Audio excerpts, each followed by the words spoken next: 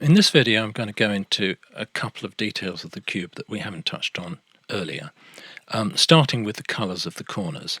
As you'll recall, each corner is a different dominant sound, a different a scale that you can play, or a different way of forming a dominant chord.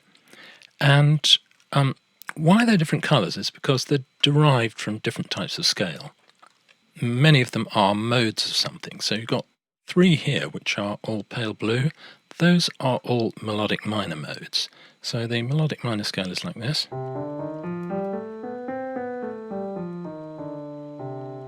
And if you start that differently from a different note, you end up with one of its modes. For example, start from the 7th or down here.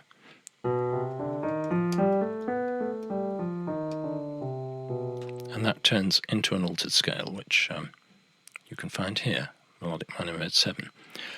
Okay, other things are modes of other things. This one, purple, the Mixolydian, is a mode of the normal major scale. It's a diatonic mode. There is one mode of the harmonic minor, which is green here, one mode of the harmonic major, which is yellow, and that, I think, just leaves these two pinkish corners, which are symmetric scales, the diminished and the whole tone scale. Both of those consist of small patterns which repeat. In the case of the whole tone scale, it's literally just a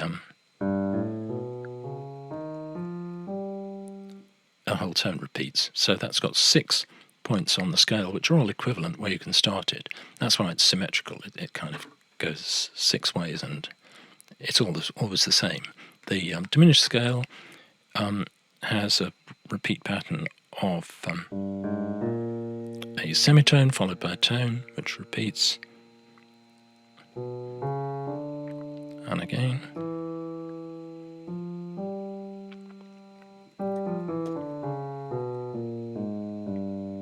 And that has like 4 comparable points in it. It's got a 4-fold symmetry. So those two are symmetric scales. The next thing is how some dominant sounds acquire a sharp ninth, and how some others lose a chord tone, the perfect fifth.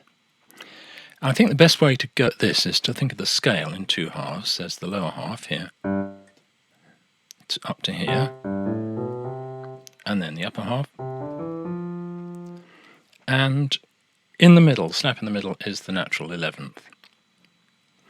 And in the lower half you've got the various ninths, the natural ninth, the flat ninth, or the sharp ninth.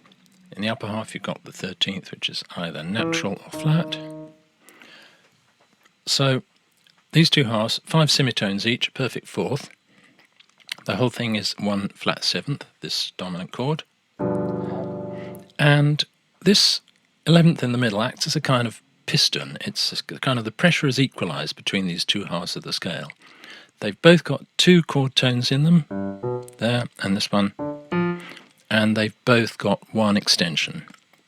Now, all these scales with a natural 11th around this face of the cube, and they're all fairly even 7-note scales. So they're modes of the regular 7-note scales, the major scale, the diatonic modes, the melodic minor, the harmonic minor, and the harmonic major.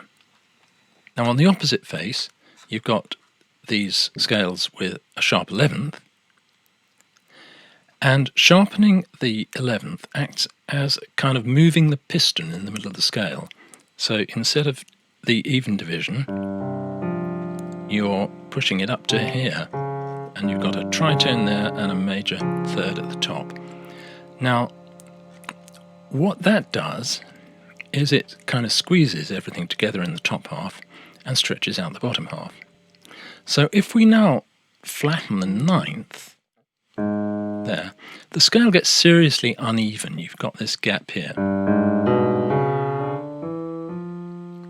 So in that thin patch there we can put an extra note, which is the sharp 9th, and you get a nice even scale which comes out.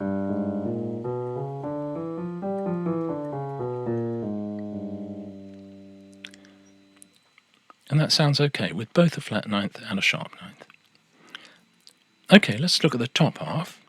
If we've still got a sharp 11th, remember, if we now flatten the 13th, so instead of this one, we have this. In this area of the scale, the notes are now seriously squashed together. Remember, there's a perfect fifth in there. So what we've got is, okay, if these are natural,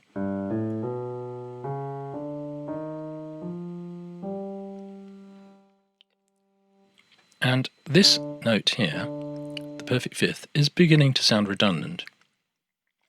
If we lose that, we get this.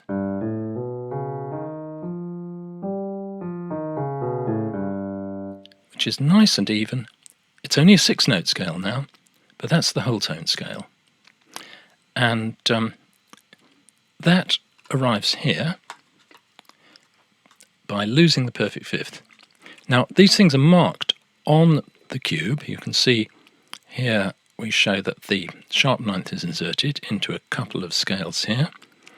There are two because there are two options for what you do in the upper part of the scale. And here you've got two where the perfect fifth is omitted because things are getting squeezed here between a sharp 11th and a flat 13th. And there's one scale for which both these things happen, and that's where you have okay, we're still in the sharp 11th section. If the 9th is flattened and the 13th is flattened, that one, then we have to lose the perfect fifth and put in the sharp 9th to get a nice even scale, which comes out as,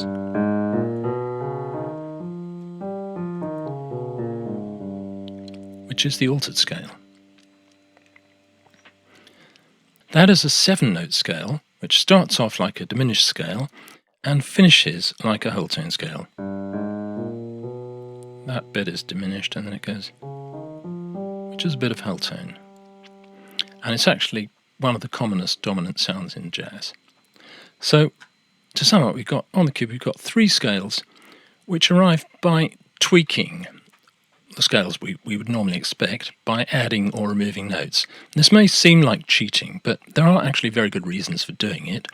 The theoretical justification is that our ears seem to prefer the more even scales, and the practical justification is that we end up with 3 scales that are widely used by jazz players and taught on jazz courses.